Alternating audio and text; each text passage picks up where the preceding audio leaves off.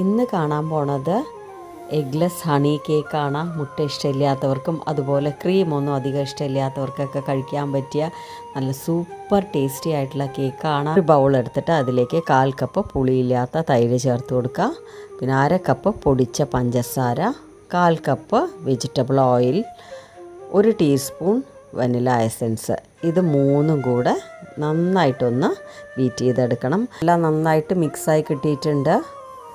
ഇനി ഇതിൻ്റെ മുകളിലായിട്ട് ഒരു അരിപ്പ വെച്ചിട്ട് അതിലേക്ക് 1 കപ്പ് മൈദ, 1 teaspoon baking powder, 1/4 teaspoon baking soda, ഒരു പിഞ്ച് ഉപ്പും കൂടെ ചേർത്ത് നന്നായിട്ടൊന്ന് അരിച്ചെടുക്കാം. ഇതെല്ലാം കൂടെ നന്നായിട്ടൊന്ന് മിക്സ് ചെയ്തെടുക്കണം.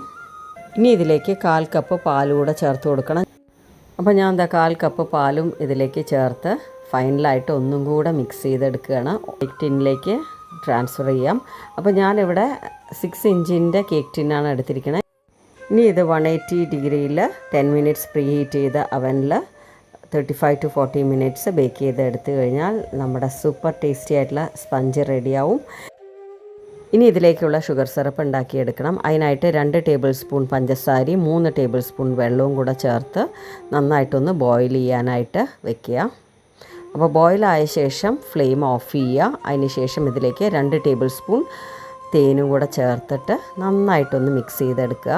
അപ്പോൾ കേക്കിലേക്ക് ജസ്റ്റ് ഒന്ന് പ്രിക്ക് ചെയ്ത് കൊടുക്കുകയാണ്. ഷുഗർ സിറപ്പ് നന്നായിട്ട് അകത്ത് പോകാൻ വേണ്ടിയിട്ട് അങ്ങനെ ചെയ്യണത്. ഇനി നമുക്ക് ഇതിലേക്ക് നേരത്തെ ഉണ്ടാക്കിയെടുത്ത ഷുഗർ സിറപ്പ് അപ്ലൈ ചെയ്ത് കൊടുക്കുക. അപ്പോൾ ഇതിൽ നന്നായിട്ട് ഷുഗർ സിറപ്പ് കൊണ്ട് വെറ്റ് ചെയ്യണം കേട്ടോ. അപ്പോൾ നമ്മൾ കേക്കിൽ അപ്ലൈ ചെയ്ത ഹണി സിറപ്പ് കുറച്ച് മാറ്റി വെക്കണം. അതിലേക്ക് 2 table spoon mixed fruit jam കൂടെ ചേർത്ത ശേഷം അതുപോലെ എല്ലായിടത്തും കേക്കിൻ്റെ മുകൾ ഭാഗം കംപ്ലീറ്റ് ആയിട്ട് സ്പ്രെഡ് ആവണ പോലെ അപ്ലൈ ചെയ്ത് കൊടുക്കണം. ഇനി നമുക്ക് ഇതിൻ്റെ മുകളിലായിട്ട് ഡെസിക്കേറ്റഡ് കോക്കനട്ട് ചേർത്ത് കൊടുക്കാം. അപ്പോൾ നിങ്ങളുടെ കയ്യിൽ ഡെസിക്കേറ്റഡ് കോക്കനട്ട് ഇല്ലെങ്കിൽ നോർമലായിട്ടുള്ള കോക്കനട്ട് ഉണ്ടല്ലോ, തേങ്ങ, അത് ഇതിലേക്ക് ചേർക്കാം.